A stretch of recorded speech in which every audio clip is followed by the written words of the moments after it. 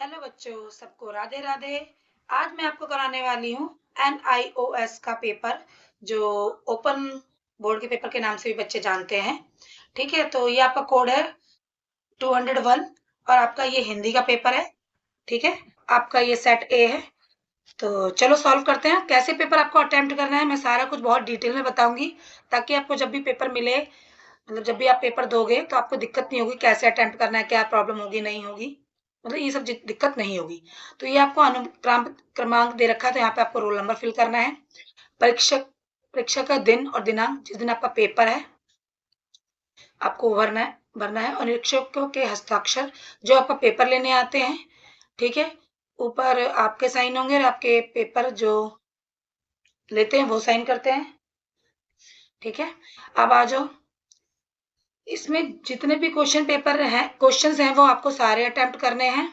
ठीक है, तो चलिए स्टार्ट करते हैं। टोटल आपका 100 मार्क्स का पेपर है। ठीक है, और 3 घंटे का है। तो चलिए स्टार्ट करते हैं। सबसे पहले आएंगे आपका MCQ टाइप के क्वेश्चन आएंगे। कबीर के अनुसार घर में धन बढ़ने पर उसे क्या कर देना चाहिए? तो सबसे इसका आंसर है दान कर देना चाहिए। ठीक है, मैं सारे वो नहीं बोलूंगी, क्योंकि सारे बोलूंगी तो बहुत लंबा टाइम हो जाएगा। आप समझदार हो, हिंदी पेपर आसान होता है। बस आपको करने का तरीका बता रही हूँ, पेपर आएगा तो आपको कैसे अटेम्प्ट करना है। आजादी कविता के आधार पर कौन सा मिलान ठीक नहीं है? तो कवि बलिदान ठीक नहीं है। ठीक है, देखो मैंने यहाँ पे रेड से मार्क कर रखा है। चंद्रगहना की लौटती बैर कविता में कवि ने समाज को ढोंगी लोगों के प्रतीक के रूप में किसे चित्रित किया है? बगुला को किया है। भीति विभावरी जागरी कविता की भाषा है खड़ी बोली है। भाग्यवाद मनुष्य को कैसा बना देता है? आह्वान कविता के आधार पर बताइए। तो अकर्मण्य बना देता है, आलसी भी बना देता है, मतलब वो कर्म भी नहीं करता है, वो सोचता है जो मेरे भाग में होगा वो अपने आप हो जाएगा। तो ऐसा नहीं होता है। ठीक है, अब चलते हैं इसके क्वेश्चन नंबर 2 पे। ये आपके क्वेश्चन दिए हुए हैं, 6 क्वेश्चन है और इसे 15 से 20 शब्दों में आपको देना है। चंद्रगहना की लौटती बेर कविता में प्रेम को उपजाऊ भूमि किसे कहा गया? तो ये क्वेश्चन के आंसर आप अपनी नोटबुक के आंसर के द्वारा निकाल सकते हैं, और अदरवाइज आप चैट जीटीपी या गूगल से भी इसको आप कर सकते हैं। पर ये 1 मार्क्स के क्वेश्चन है, तो बहुत अच्छे से आप आसानी से खुद भी कर लोगे, क्योंकि आपने बुक को स्टडी किया होगा। ठीक है, आह्वान कविता एकता में गले का हार किस अर्थ में कहा गया? तो भाई कविता की यहाँ पे सारे लोग अलग जाति धर्म के लोग रहते हैं। ठीक है, तो ये क्वेश्चन के आप आंसर खुद करेंगे। अब आ जाएंगे क्वेश्चन नंबर 3 पे। ये 5 मार्क्स का है। ठीक है, तो इसमें सबसे पहले आपको बताना है कि किस पाठ से लिया गया है, इसके कवि का नाम क्या है, और काव्यांश काव्य सौंदर्य स्पष्ट कीजिए। तो आपको सारे कविताओं के पाठ का नाम और कविता कवि का नाम जरूर याद रखना है। ठीक है, पावस देखी रही मन मन कोयल साधे मौन, अब दादुर बक्ता भये हमको पूछत कौन। ठीक है, तो इसमें आप कवि का नाम कविता का नाम लिखे देंगे। फिर इसमें बोलेंगे काव्य सौंदर्य। इसमें बताया है कि इसमें क्या है कि जब कोयल बोलती है तो सभी लोग चुप हो जाते हैं, मगर जब कौआ बोलता है तो सारे लोग, नहीं, कोयल बोलती है तो सब लोग उसे मौन होके सुन रहे होते हैं, उसकी उसकी वाणी को। ठीक है, और जो कौआ बोलता है तो सब लोग भी चुप हो जाते कि अरे ये कौन बोल रहा है, जो सिर्फ बोलते ही जा रहा है, इसमें रस है ना स्वाद है। ठीक है, तो आपने इसमें इसके बारे में ज्यादा अच्छे से बुक में पढ़ा होगा, तो आप इसका अपने अकॉर्डिंग आंसर अच्छे से दे सकते हैं। अंधेरों में राग अमन, तो इन दोनों में से कोई भी आपको एक देना है। ठीक है, अब आ जाओ क्वेश्चन नंबर 4 पे। ये 6 मार्क्स का है। आपको 4 क्वेश्चन दिए हुए हैं, इसमें से कोई 3 क्वेश्चन आपको करने हैं। ठीक है, तो इसे जगह कविता में सूरज हवा पक्षी किन किन गुणों के कारण उनका उल्लेख किया गया है? बूढ़ी पृथ्वी का दुख कविता में वर्णित जल प्रदूषण के कारण लिखिए। आजादी कविता में सागिर ने सुई को में धागा पिरोने का निर्णय क्यों लिया? सुवर्ण कलश और सूर्य की तुलना किससे की गई है? ठीक है, तो इन 4 में से कोई 3 करने हैं। अब आ जाओ क्वेश्चन नंबर 5 में। ये क्वेश्चन आपका 3 नंबर का है और इन दोनों में से कोई एक करना है। चंद्रगहना की लौटती बेर कविता में बगला और मछली समाज के किस वर्ग के प्रतीक है? आज के समाज में ये कहाँ तक प्रासंगिक है? अतः बीती विभावरी जागरी कविता में काव्य सौंदर्य की भाषा की टिप्पणी कीजिए। अब आ जाए क्वेश्चन नंबर 6 में। ये भी विकल्प वाला क्वेश्चन है, आप इसके आंसर छांट के इसमें से दीजिएगा। नाखून क्यों बढ़ते हैं निबंध में हरिप्रसाद द्विवेदी ने किस महापुरुष की विचारधारा का उल्लेख किया है? तो महात्मा गांधी का किया है। इसमें मैंने रेड से मार्क कर दिया है।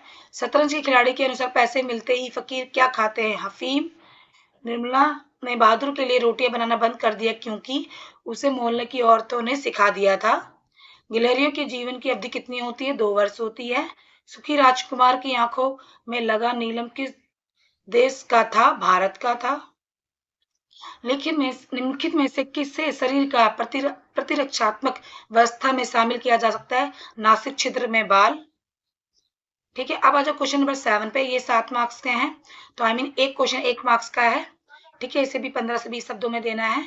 तो आप इसमें देखिए, क्वेश्चन आपको अच्छे से दिख रहा होगा बेटा, और आपको ये 7 दिए तो सातों को आपको आंसर देना है। ठीक है, अब आ जाओ क्वेश्चन नंबर 8। ये टोटल आपके 5 मार्क्स का है। आपको इससे पहले ध्यान से पढ़ना है। ठीक है, उसे बीच मुझे मोटर दुर्घटना में, तो इससे पहले अच्छे से पढ़ लोगे। ठीक है, और उस उपयुक्त गद्यांश से पाठ और लेखक का नाम बताइए। तो आपने इस पाठ को पढ़ा होगा, उसे आप लेखक का नाम और पाठ का नाम दोनों ही बताएंगे। गद्यांश का मूल भाव क्या है? जब से पढ़ोगे तो आपको समझ में आएगा वो किस बात पे ज्यादा जोर दे रहा है। ठीक है, गिल्लू तक का काजू, जहां तक गिल्लू का पाठ है तो ये महादेवी वर्मा, कहा जहां तक मुझे पता है महादेवी वर्मा ने लिखा है, लेखक का नाम है। और गिल्लू की काज तक ना खाना उसे किस गुण का उजागर करता है? क्योंकि महादेवी वर्मा जी को हॉस्पिटल में थी, वो उसके लेके बहुत चिंतित था, इस कारण से उसने खाना पीना छोड़ दिया था। ठीक है, तो आप ये कर सकते हैं, या तो चाहे नीचे वाला कर सकते हैं, आपको जौन सा आसान लगे वो वाला कर सकते हैं। ये बचेंद्री का बचपन में रोज 5 किलोमीटर पैदल चलकर स्कूल जाना पड़ता था, तो इसके बारे में आप, ठीक है, तो बचेंद्री पाल चैप्टर से लिया गया है। तो आप इन दोनों में से कोई एक करेंगे, 5 मार्क्स का है। अब आ जाओ क्वेश्चन नंबर 9 में। ये आपका 8 मार्क्स का है, हर क्वेश्चन 2 नंबर का है, और कोई भी आपको 5 में से 4 करना है। तो ये आपके क्वेश्चन सामने है। ठीक है, आप अच्छे से देख लीजिए, जो सा आसान लगता है और इजी लगता है उसे आप अच्छे से कर सकते हैं। और जो बच्चा इसको रिवीजन के लिए, प्रैक्टिस के लिए कर रहा है, तो इन क्वेश्चनों को अच्छे से लर्न कर लीजिए, इनसे रिलेटेड ही क्वेश्चन पूछे जाएंगे पेपर में। अब जाओ क्वेश्चन नंबर 10। ये आपका 3-3 मार्क्स का है, आपको इनमें से कोई 4 क्वेश्चन में से 3 करने हैं। ठीक है, तो आप क्वेश्चन देख सकते हैं। अब आ जाओ क्वेश्चन नंबर 11 पे। ये 5 मार्क्स का है। काव्यांश को ध्यान पूर्वक पढ़ना है और पूछे गए प्रश्नों का उत्तर देना है।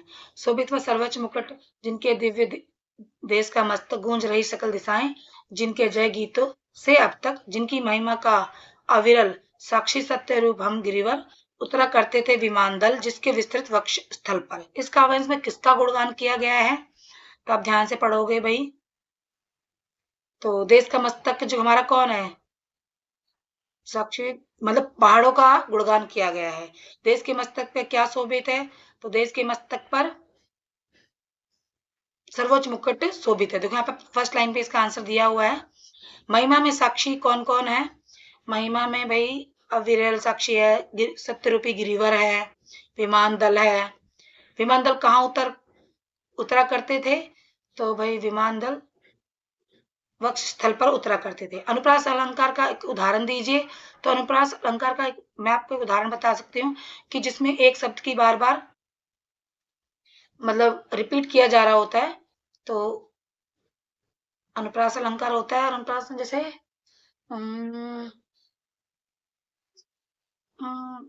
इसमें आप इसमें से ढूंढ लीजिएगा, उतना मुझे अभी ध्यान में नहीं आ रहा है। ठीक है, अब चलते हैं आगे क्वेश्चन नंबर 12 पे। आपको ये पढ़ना है, ध्यानपूर्वक से गद्यांश को पढ़ना है और पूछे गए प्रश्न का उत्तर देना है। तो इसे पढ़ लोगे और उसको अच्छे से आप उत्तर भी दे सकते हो। ठीक है, क्योंकि हिंदी बच्चों के लिए आसान होती है। अब आ जाओ, इंपॉर्टेंट पार्ट है आपका क्वेश्चन नंबर 13, जो ग्रामर सेक्शन है, मैं ये आपको बता रही हूँ। ठीक है, संधि विच्छेद करना है, इसमें ये आपका 10 मार्क्स का है। अगर समझ लोगे तो 5 मिनट में हो जाता है, कोई दिक्कत नहीं होती। संधि विच्छेद, विद्या जमा विद्यालय का अगर संधि विच्छेद करोगे तो विद्या जमा विद्यालय, विद्या जमा आलय विद्यालय। प्रत्येक का हो जाएगा प्रति जमा एक, प्रति जमा एक। ठीक है, सेकंड का विग्रह पूर्वक समास का नाम लिखिए। रोग मुक्त, रोग रोग से मुक्त, तो अपादान तत्पुरुष समास है ये। और पाप पुण्य, आप यहाँ जब हाइफन आ जाता है ना तो ये होता है द्वंद्व समास। ठीक है, प्रति उपसर्ग के 2 शब्द बनाइए। तो आपको ये पता होना चाहिए कि उपसर्ग होते क्या है। उपसर्ग जो आगे लगते हैं, जैसे प्रतिदिन, प्रतिवर्ष, 2 बना दिए। अधिक वर्षा हुई और किसान निराश हो गए, सरल वाक्य में बदलिए। ठीक है, तो इसे हम बोलेंगे अधिक वर्षा होने के कारण किसान निराश हो गए, सरल वाक्य में ऐसे बना देंगे। यद्यपि मोहन ने बहुत मेहनत की तथापि वह उत्तीर्ण नहीं हो सका। रचना के अनुसार वाक्य भेद बताइए। तो यह मिश्र वाक्य है क्योंकि इसमें दो वाक्य को मिलाकर बनाया गया है। अरे तुम कहाँ चले गए थे, ये आपका 6 है। तो यथा स्थान उपयुक्त विराम चिन्ह लगाइए। देखिए सबसे पहले तो क्वेश्चन मार्क है, तो आप लास्ट में क्वेश्चन मार्क लगा दोगे। अरे के बाद आप आश्चर्यजनक एक लाइन के आगे डॉट लगा देते ना, ठीक है। तो अरे के आगे एक लाइन लगा के डॉट लगा दोगे तो ये आपका हो जाएगा। आंखें फेर लेना, नाक में दम करना, किसी एक मुहावरे का वाक्य प्रयोग कीजिए। आंखें फेर लेना, देखो प्रतिकूल हो जाना या बदल जाना, तो आप इसको एक वाक्य प्रयोग कर सकते हो कि मेरे मुझे पैसों की जरूरत थी, समय आने पे मेरे दोस्त ने आंखें फेर ली। और नाक में दम करना, बहुत ज्यादा परेशान करना। आज आज मेरी हेल्प, जो भी मतलब तुम इसका कोई भी सेंटेंस बना सकते हो। मेरे को खाना दे दो, इस वाक्य को शुद्ध रूप में लिखना है, तो मुझे खाना दे दो, ठीक है। साहित्य और जीवन का घोर संबंध बताइए, वाक्य को शुद्ध रूप में लिखिए। तो साहित्य और जीवन का घनिष्ठ संबंध है, तो घोर को काट के आप घनिष्ठ लिख देंगे। काट के नहीं लिखेंगे, मतलब दूसरी लाइन लिखेंगे, ठीक है, काटना नहीं है, देखो ये गलती नहीं करना।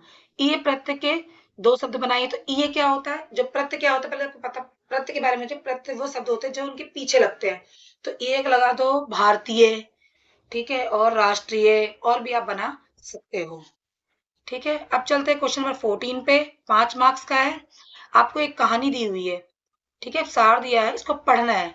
और इसको ना छोटे रूप, मतलब जैसे आप इसमें 100 शब्द दिए, मान लो 100 शब्द दिए हैं, तो आपको इसको 40 शब्दों में लिखना है। एक तिहाई नहीं, 100 शब्द दिए हैं तो आई मीन 60 से 65 शब्दों में लिख देना है। आप इसे पढ़ के एक तिहाई शब्दों में इसी कहानी को लिख देंगे, थोड़ा सा कम कर देंगे, ठीक है। 5 मार्क्स का है बेटा, आसान है। अब चलते हैं परिवहन निगम के क्वेश्चन नंबर 15 पे। परिवहन निगम के अधिकारियों को पत्र लिखिए जिसमें आपके गांव कॉलोनी तक बस चलाने का अनुरोध हो।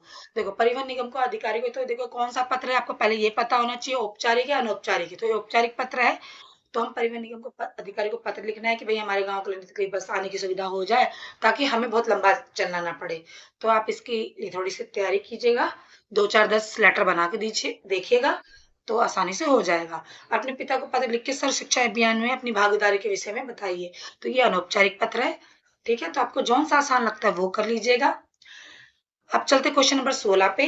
ये आपका 10 मार्क्स का है, तो अगर 10 मार्क्स को कम से कम से 2 पेज या 3 पेजों में लिखना, तो कोई भी एक विषय आप लिख सकते हो। श्रम का महत्व, मेरा प्यारा भारतवर्ष, हमारी सामाजिक समस्याएं, अमूल्य प्रकृति की ओर। तो प्रकृति मतलब आजकल लोग प्रकृति, पेड़ पौधे लगाना और इस सब चीजों पर कम ध्यान देते हैं, तो इस चीज पे ध्यान देने की तरफ ज्यादा है। तो आपको जौन सा आसान लगे, तो इसको लिखना कैसे है, सबसे पहले लिखना भूमिका, फिर इसका महत्व, फिर इसके क्या क्या करना, कैसे कदम उठाए गए, क्या करना चाहिए, ठीक है। तो पॉइंट के कीवर्ड जरूर, मतलब की के द्वारा जरूर लिखना, ताकि आपको अच्छे मार्क्स लें, ठीक है। तो आशा करती हूँ आपको पेपर समझ में आया होगा, और कुछ भी प्रॉब्लम हो गई तो मुझे आप कमेंट के थ्रू बोल सकते हैं। और वीडियो अच्छी लगे तो लाइक कीजिएगा, शेयर कीजिएगा अपने फ्रेंड्स को। तो राधे राधे सभी बच्चों को, बेस्ट ऑफ लक।